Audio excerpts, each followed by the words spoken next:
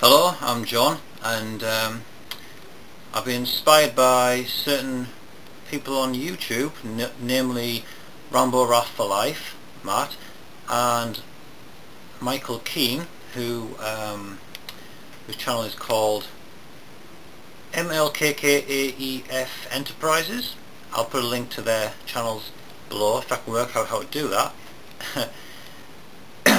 And I've been inspired by those two to try my hand at reviewing a film. It's my first attempt, so if I'm not very good, then please forgive me. Basically, the kind of film that I like and the ones that I'll be reviewing are American martial arts films. Now, the American martial arts film craze kicked off in around 1973. It was with Enter the Dragon. That was the film that kicked it all off. There were films before then, martial arts films. There was the very first one. It was probably Blood on the Sun, starring James Cagney, which had some decent judo action. There was a few other films afterwards, and there was the Manchurian Candidate in the 60s with Frank Sinatra, had a good karate fight in it. The James Bond films had karate action, ninjutsu. The Billy Jack films from the late 60s, early 70s had Taekwondo, the very first showings of Taekwondo with Master Bong Soo-han. I think it was Taekwondo. Anyway, I've got a lot of films, a large collection of American martial arts films, so I thought I'd start at the beginning, the very early ones. Now, I'm not going to review Enter the Dragon because there's enough information on Enter the Dragon out there. It's a popular film, so I'll be bypassing that one and starting with the more lesser known ones that came after Enter the Dragon and that were kind of riding the success of Enter the Dragon. And the first one on the list from 1974, the year after Enter the Dragon, is, if I can find it, here it is, Slaughter in San Francisco.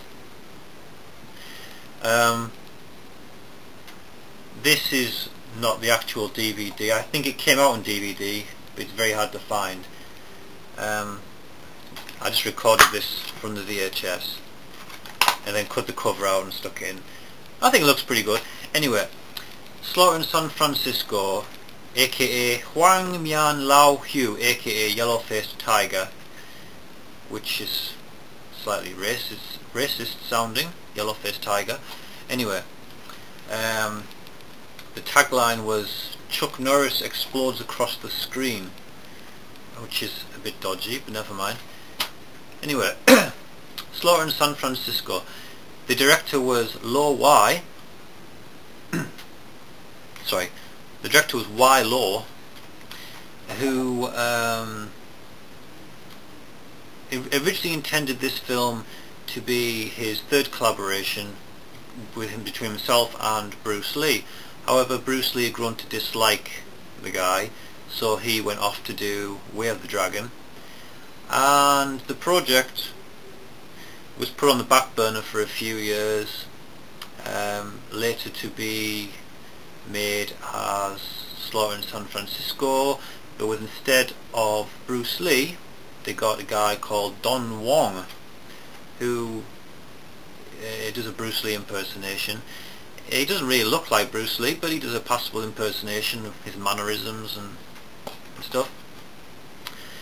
Now technically this could be classed as the first American martial arts movie, as it's shot entirely in San Francisco and features a largely Western cast.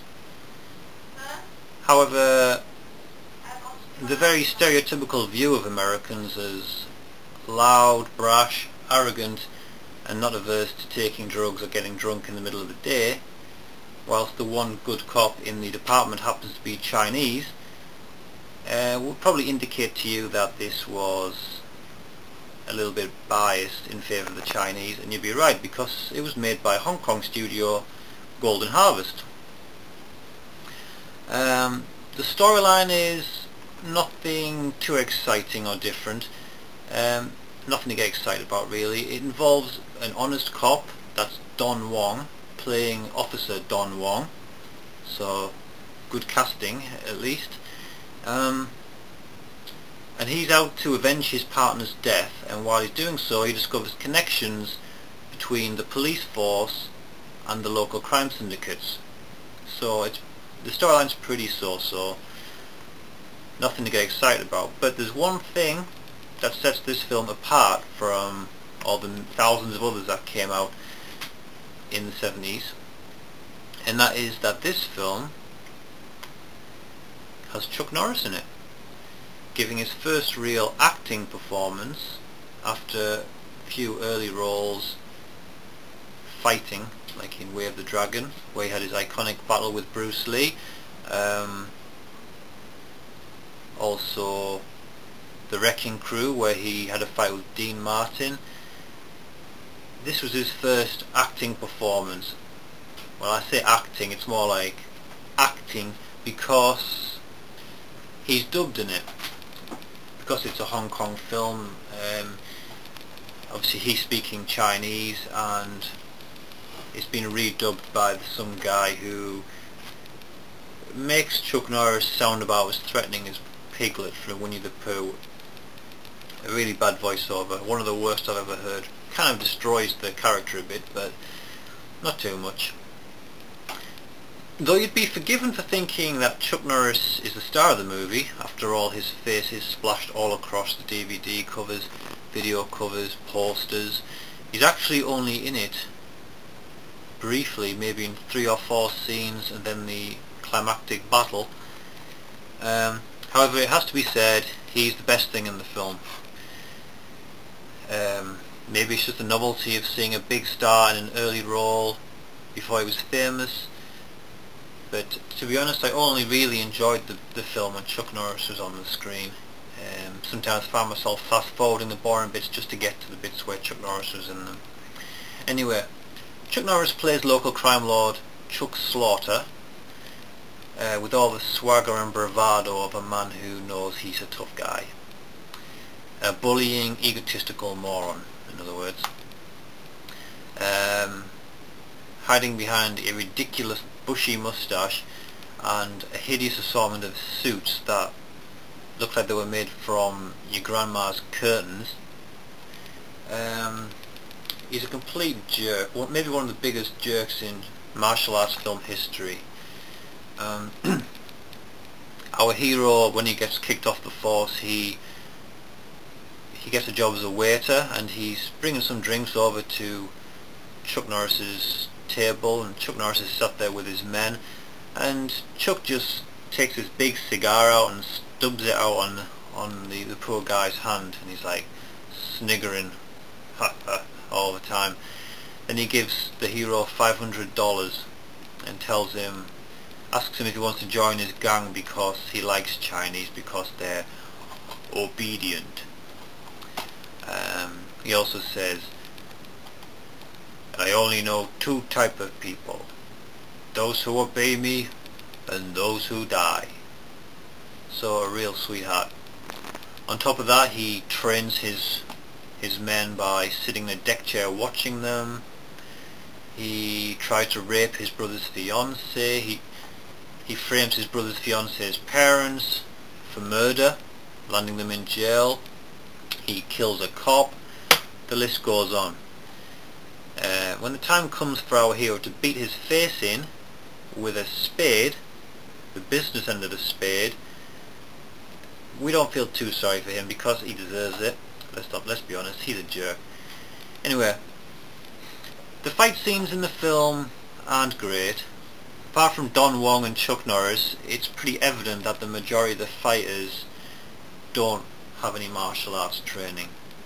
They do a lot of arm flailing and kind of standing back while someone else attacks one by one. Pretty amateurish stuff. You see a lot of it in 70s kung fu films. It's not very pretty to watch, not very entertaining to watch. That said though, the final battle between Chuck and Don Wong is pretty brutal, and it's a nice novelty seeing Chuck Norris playing a villain for once, and he would just come out of his fighting days, so he's really swift and he's got a real killer instinct about him, you can see it. It's also the only time, I believe, that you ever see Chuck Norris perform a cartwheel on screen, so it's probably worth watching for that cinematic milestone at least. Overall then, a below par, forgettable martial arts film. To a Chuck Norris fan though, an important slice of cinema history. Well, maybe that's an exaggeration, but you can see why he became a star. He may not be the greatest actor in the world, but his star quality is that quality that when a guy is on the screen you look at them and only them, then he definitely has it. Overall, I'd give it 5 out of 10. Without Chuck Norris in it, I would give it 3 out of 10, maybe 2. But I'm a Chuck Norris fan, I'm biased. Anyway, that's Slaughter in San Francisco. Next time we'll be looking at a film from 1977, also starring Chuck Norris, which is Breaker Breaker. So thanks for watching. Hopefully I'll do better next time, and I'll see you then. Bye.